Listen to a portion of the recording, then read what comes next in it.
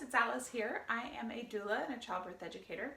I spin the big wheel of birth and find out which topic we're going to talk about today. Okay, let's do it.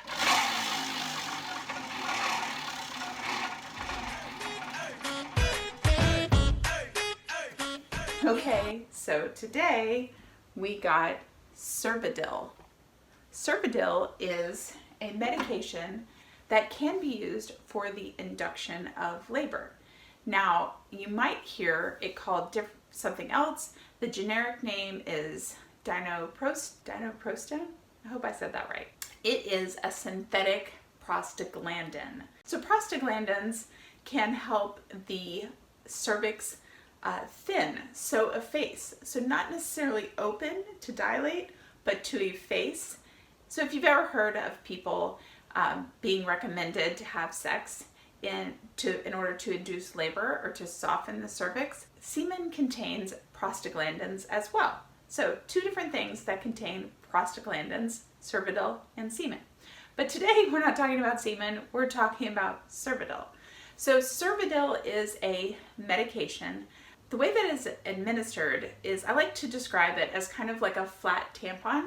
So it is inserted into the vagina and the medication is on the end of what you could imagine is the flat tampon, and it is put right up against the cervix so that the medication can hopefully start thinning your cervix. So when it is commonly used for labor induction is if someone is needing to be induced and yet their cervix has not started thinning much or opening at all, then the protocol can be, some care providers suggest coming into the hospital the night before the labor induction is to start, the maybe Pitocin induction would start, coming in the night before and getting a dosage of Cervidil. So Cervidil is generally done overnight because it is something that some people can sleep through without too much discomfort. So generally you check into your hospital room, get situated, get settled in, be put on the monitors, go to the bathroom, be put on the monitors, and then the Cervidil is inserted right up against your cervix. So the reason for choosing Cervidil, going to Cervidil instead of straight to oxytocin or Pitocin, synthetic oxytocin, would be because your cervix might not be considered favorable for a Pitocin induction at this time, and with Cervidil it possibly could become more favorable. So what a lot of people experience when having Cervidil is either no feeling at all, no sensation, or maybe some mild crampiness and kind of that mild discomfort from crampiness.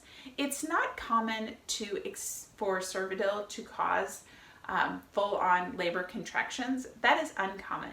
However, there is a side effect and a risk of getting Cervidil, and that is for your uterus to become sensitive to it and to have very quick contractions that are not actually productive contractions that come on very strongly and quickly.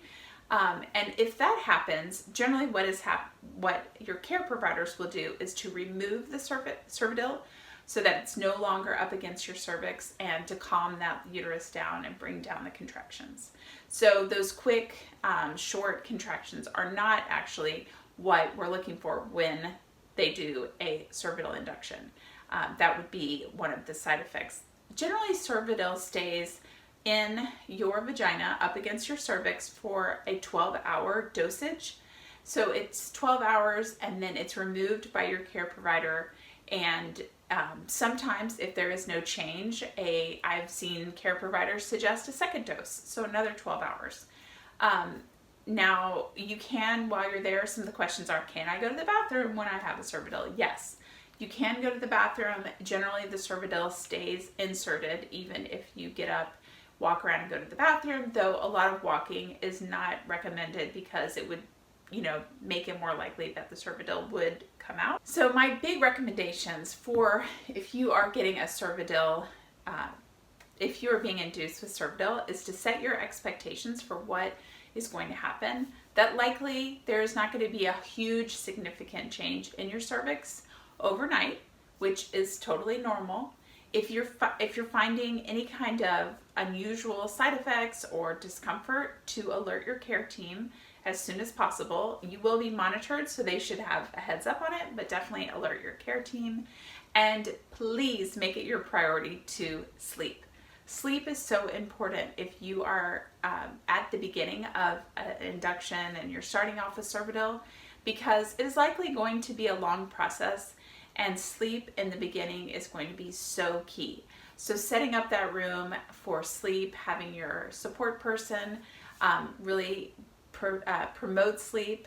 And what that means is, not a lot of chit chat, not a lot of watching TV or, any kind of distracting activities, usually just getting some sleep so that the Cervidil can do its part and you can be ready for the next phase of labor and the next phase of the induction. And sleep is so important when it's paired with Cervidil. So if you are looking for more information about Cervidil, we actually have put together a short but super jam-packed with info ebook on Cervidil, and I'm going to put the link below in the comments. And if you have questions specifically about Cervidil, please leave those in the comments below. And I will see you guys next time on The Big Wheel of Birth. Thanks for joining me. Bye.